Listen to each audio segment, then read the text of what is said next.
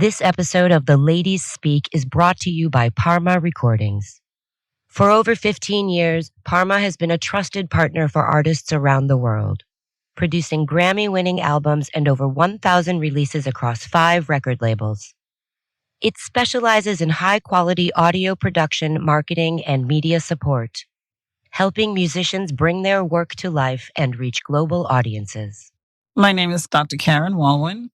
In school, I got my bachelor's, my master's, and my doctoral degree, but that was the focus primarily on the traditional standard repertoire. I was not exposed to, certainly, composers of color during my period of time of study. There was one exception. At the University of Michigan, I have a mentor who is still with us today, an extraordinary man. His name is Dr. Willis Patterson. And he pulled me over one day in the hallway and said, Karen, what works are you working on by African-American composers? I had to very quietly say and humbly say it, I don't know any. And so he said, come with me. And so we walked into his studio, and there he had hundreds of works by composers of color that he had himself collected.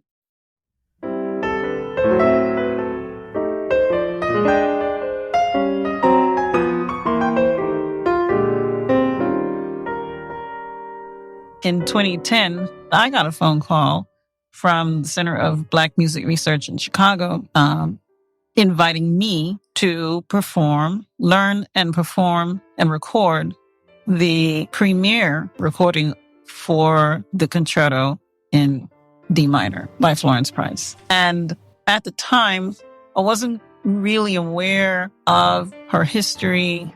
I just knew her name. I just knew I had 6 weeks to learn the score and to be ready to play.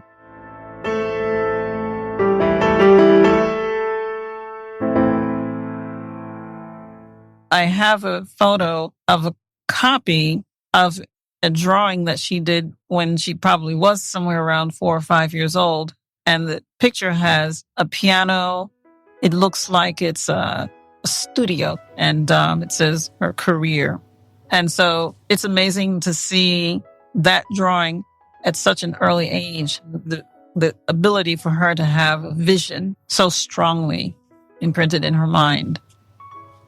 She studied Greek, Latin, algebra, history, physics, English, cooking, sewing, painting, knitting, and crochet. Her mother wanted to make sure that she would be able to handle herself in the cruel world that her mother knew of, once she left her home. And she would graduate actually at the age of 14 as valedictorian of her class.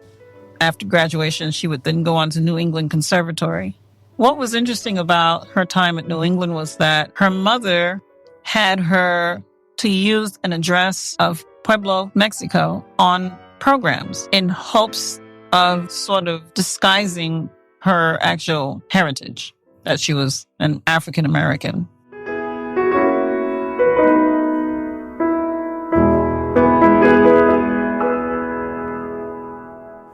But it was in 2016, The Caged Bird, The Life and Music of Florence B. Price, a documentary by James Greason, where I got to perform once again. He sent me scores of music that he himself had edited that had been music found in the house that the music had been abandoned for decades. And so with this, I felt like it's time for me to get to know her a little bit more. And so I drove my car to Little Rock.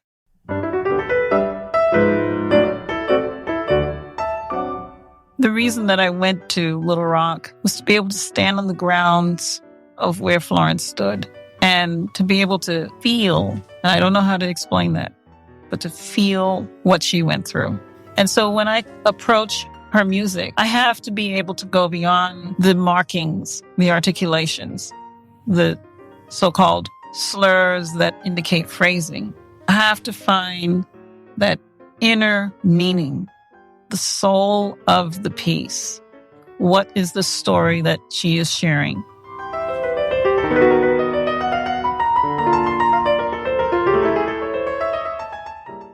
And then I went on to Little Rock, and I got to meet with some wonderful folks that are now very close friends of mine who showed me all around Little Rock.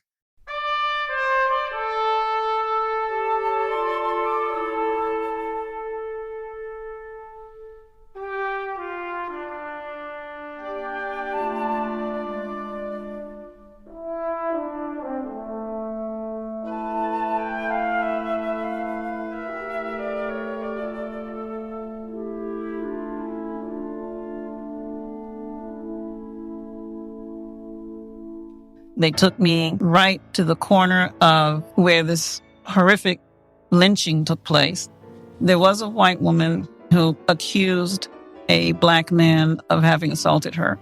As men started to rev up and get ready to actually find this man to lynch him, they saw this young man, John Carter, who was helping a woman who happened to be white with her horse and buggy. And they took this man, they shot over 100 bullets in him.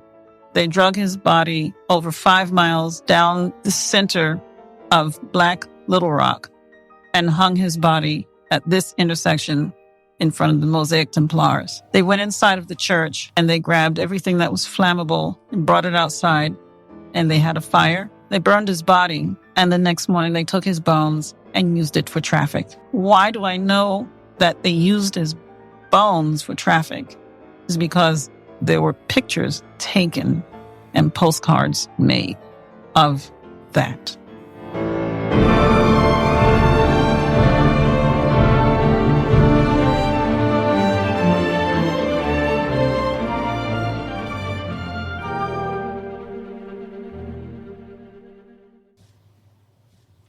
With that, I got in the car and drove to Chicago. Because that's what Florence Price did. I wanted to see what that felt like. And I drove to Chicago, and I had a chance to go to some of the places where she spent time. Florence took her 2 daughters and traveled to Chicago, and her husband would join a little bit later. Perhaps, and this is speculation, but perhaps with the loss of his business in Little Rock, and perhaps not a successful startup in Chicago, he became very abusive to his wife. And so she, unfortunately, would spend some time at the studio that she was teaching. At one point, she lived with Margaret Bonds' mother. Margaret Bonds was her student. Upon entering Wanamaker composition competition and her winning first prize with her symphony for this orchestral category and first prize for piano solo, that would jumpstart her career as a composer and as a pianist. And so over the next 10 to 15 years, her music became more and more publicly known. What's incredible about her music, it's not just that she was the first female African-American to have a work performed by a national symphony. It's what she puts in the music that makes her my American hero. And by that, I mean, it's the way that she brings together the characteristics, rhythmic characteristics from West Africa, the slave song, spiritual from African American culture, and the European structures and influences together as one, creating beautiful works that tell stories, works that share a history, works that show what this kind of integration can bring to us as humans. You have to really sit with the music and go back and listen to spirituals. Go back and listen to jubas. Go back and listen to the cakewalks and ragtime. In Florence's music, you hear a combination of rhythms that traveled from West Africa Juba dance was originally brought by Kong slaves to Charleston, South Carolina. It became an African-American plantation dance that was performed by slaves during their gatherings. No drums were used, and so clapping, the slapping, snapping of fingers, hitting their legs, chest, and cheeks were all part of the instrumental improvisations. The Arkansas Jitter is perhaps the most rhythmically energized piece on this recording. It really is a great, happy, fun piece that you get to hear the juba and the complexities of those rhythms that she loved to use throughout her scores. You hear multiple rhythmic influences. You hear sort of a cheering going on in the background. The last movement of In the Land of Cotton Sweet is a juba. In the left hand, you have what's almost like a ragtime. And in the right hand, very high speed, short rhythmic units. And the complexity of the combination brought together seems to be influenced by the juba dance handed down. Listening to the first movement at the Cotton Gin, the title obviously brings pictures and a period of time in our history. I do know that she would walk to school and see a cotton farm alongside her walk. It's more like the slow burn of a machine that weaves the cotton. It's very delicate. Cotton is delicate. It's such a beautiful work. The second movement talks about dreams. And obviously, this would be a dream of freedom, a dream of unity, a dream of us being able to come together and embrace each other's cultures and learn from each other. The cakewalk came about as a pre-Civil War dance. The dance was originally performed by slaves on plantation grounds. It was believed that the cakewalk was actually the imitation of their masters. They have their bodies upright. They have high leg kicks. In that music, you can kind of hear the high kicks. And it's a little bit slower. There's not as much syncopation as with the juba.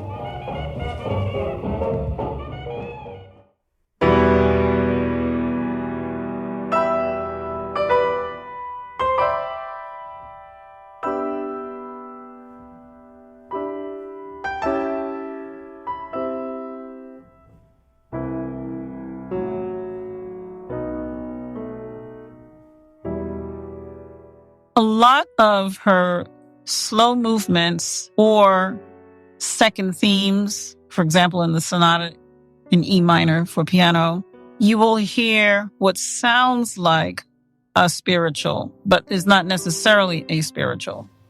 The first movement is in your standard sonata allegro form. The second movement, it's a lovely ABA.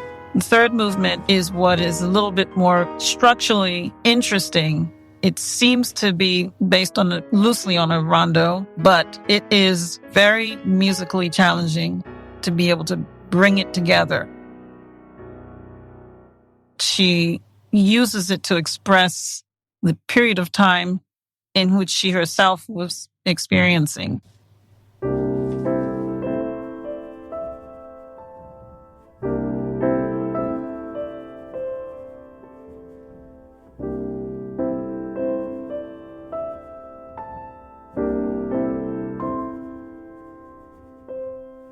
And of course, Child Asleep reminded me of her thinking about how she had to take her children and get to Chicago and keep them safe so that they can sleep safely.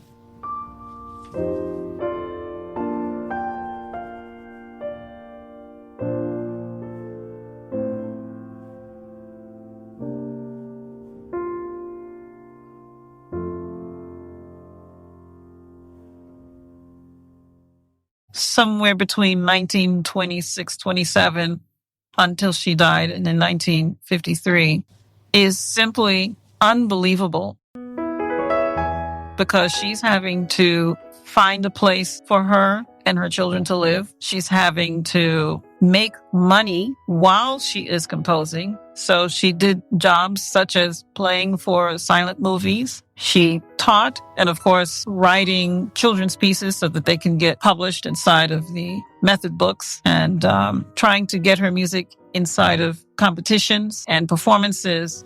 I really don't know how, when she slept in the late 30s, her music would start to grow. You would hear a lot more experimentation with whole tones and other more modern components of music, as compared to her earlier pieces that were not quite so experimental. And so I do believe that as she was associating with others of African-American descent who are creating either with literature or art, this association would help her perhaps expand musically as well.